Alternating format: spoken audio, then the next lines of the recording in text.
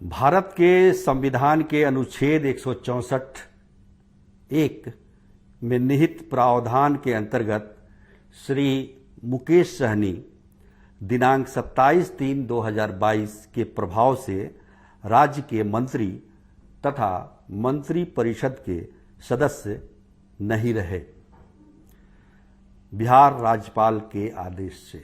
ये मैं बिहार सरकार के मंत्रिमंडल सचिवालय विभाग की अधिसूचना को पढ़ रहा था। इससे आपको अंदाजा हो ही गया होगा कि मुकेश सहनी बर्खास्त कर दिए गए हैं। इसका नोटिफिकेशन आज जारी हुआ है, यानी कि 28 मार्च को। नमस्कार, बिहार तक में आपका स्वागत है। तो मुकेश सहनी मंत्री परिषद से बर्खास्त किए गए, इसकी अनुशंसा तो कल ही कर दी गई थी। बीजेपी ने इसकी अनुशंसा की थी, मुख्यमंत्री ने उनकी अनुशंसा को राज्यपाल के पास भेजा और राज्यपाल ने रात में ही इसका अनुमोदन कर दिया और आज मंत्रिमंडल सचिवालय ने अधिसूचना जारी कर दी। हालांकि पूरे दिन दोपहर तक मुकेश सहनी को यह पता नहीं था कि वो मंत्री परिषद में है कि नहीं है, क्योंकि अखबारों में ये खबर छप गई थी कि मुकेश सहनी मंत्रिमंडल से बाहर, लेकिन कोई कागज, कोई पत्र इस तरह का सामने आया नहीं था और ना ही उनको मिला था मुकेश सहनी को, जिससे उनको ये पता चले कि वो हटा दिए गए, बर्खास्त कर दिए गए। काफी देर उन्होंने इंतजार किया। 3 बजे के लगभग उन्हें पता चला कि मंत्रिमंडल सचिवालय ने अधिसूचना जारी कर दी है। उसके बाद उन्होंने अपना एक बयान भी जारी किया है और बयान जो है फेसबुक पर दिया है। उन्होंने काफी माइल्ड तरीके से उन्होंने धन्यवाद दिया है एनडीए के सहयोगियों को। अब बताइए, जिस बीजेपी ने उनको हटवाया उसको भी उन्होंने धन्यवाद दिया है। नीतीश कुमार को भी धन्यवाद दिया है कि उन्होंने 16 महीनों तक उन्हें बिहार के मंत्री के रूप में 13 करोड़ बिहार की जनता की सेवा करने के लिए समय दिया। इसके लिए बहुत बहुत धन्यवाद। और वो जो है आगे की लड़ाई निषाद जाति को एसटी एससी और 15% जो अति पिछड़ा का जो आरक्षण है उसको बढ़ाने का वो आंदोलन करते रहेंगे। अब सवाल ये है कि आंदोलन आप क्या करेंगे? आप तो पैदल हो गए, आपके पास न एक विधायक है न मंत्री पद है, आप क्या आंदोलन करेंगे? कोई भी व्यक्ति, कोई भी समाज का से जुड़ा हुआ व्यक्ति, वो आपके सत्ता में रहने तक ये मानता है कि आप उसके लिए कुछ कर सकते हैं। अब एक आम जनता है, आप बहुत सारी पार्टियां हैं जिसके कोई विधायक, कोई एमपी कुछ भी नहीं है, पार्टी चल रही है, लेकिन कितना उसको समर्थन मिलता है, क्या मिलता है? आप पप्पू यादव को देखिए, जनाधिकार पार्टी। पप्पू यादव इतनी मेहनत करते हैं, दिन रात पूरे बिहार में घूमते हैं, लेकिन जब चुनाव का समय आता है, वोट का समय आता है, तो कितना वोट मिलता है उनको?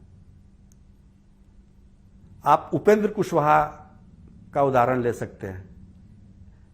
एक जमाने में उनकी पार्टी के पास 3-3 सांसद हुआ करते थे, लेकिन बाद में क्या हुआ? न सांसद रहे, न कोई विधायक रहा, फिर उनको जेडीयू में विलय करना पड़ा। तो सवाल है कि आप राजनीति किस आधार पर कर रहे हैं? क्या आपका आधार क्या है? मुकेश सहनी का मुझे नहीं लगता कि कोई आधार है उनकी राजनीति का। केवल धन की बदौलत राजनीति नहीं की जा सकती है। आप या तो कोई आधार बनाकर, किसी एक पार्टी को आधार बनाकर, किसी एक विचारधारा को आधार बनाकर आप राजनीति कर सकते हैं। अब आपने सबसे लड़ाई कर ली, आरजेडी आपको लेने के लिए तैयार नहीं है, क्योंकि आरजेडी के साथ जो आपने किया 2020 के विधानसभा चुनाव के दौरान, उसके बाद वो किस मुंह से आपको बुलाएगी? यही हालत एनडीए के साथ हुआ।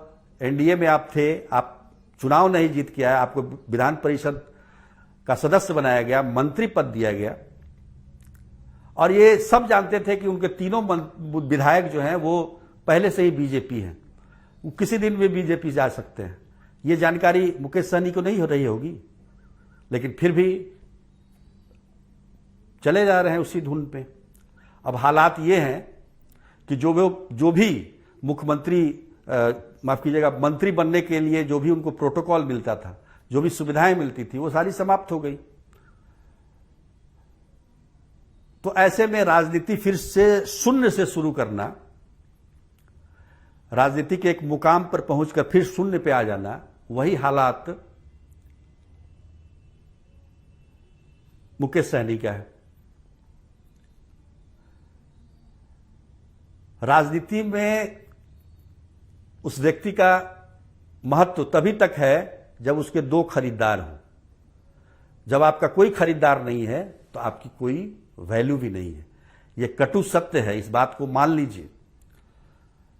आपने उत्तर प्रदेश में चुनाव लड़ा, ठीक है, जेडीयू ने भी चुनाव लड़ा, जो भी जिस तरीके से भी आपने वहां पर बीजेपी के शीर्ष नेताओं या प्रधानमंत्री के बारे में जो कुछ भी कहा, लेकिन बिहार आने के बाद फिर आपने एमएलसी में बीजेपी के खिलाफ उम्मीदवार उतारे। बोचहा में बीजेपी ने जब अनाउंस कर दिया अपना उम्मीदवार, उसके बावजूद आपने आरजेडी से बोरो करके आपने उम्मीदवार उतार दिया। उसका क्या लाभ होगा, क्या फायदा होगा आपकी पार्टी को? यह सबसे बड़ा सवाल है। ये कोई जादू की छड़ी नहीं है आपके पास कि आप रगड़ेंगे और सीधे आप फिर से आप पुराने अंदाज में आ जाएंगे। राजनीति में बहुत ऐसे समय भी आते हैं जब झुकना भी पड़ता है। पुष्पा भले ही ना झुके, लेकिन राजनीति में झुकना पड़ता है। तो आपने वो काम किया नहीं। अब हालात आप देख लीजिए, आज नाम वापसी का आखिरी दिन था। आप चाहते तो, जैसा कि बीजेपी से संकेत भी मिल रहा था कि अगर अपने उम्मीदवार को ये करते हैं तो फिर विचार किया जा सकता है। आप पर कई आरोप भी है आपके विभाग पर, उस सबको भी ध्यान रखना पड़ेगा। उसकी जांच अगर होती है तो फिर क्या होता है, तमाम बातें हैं।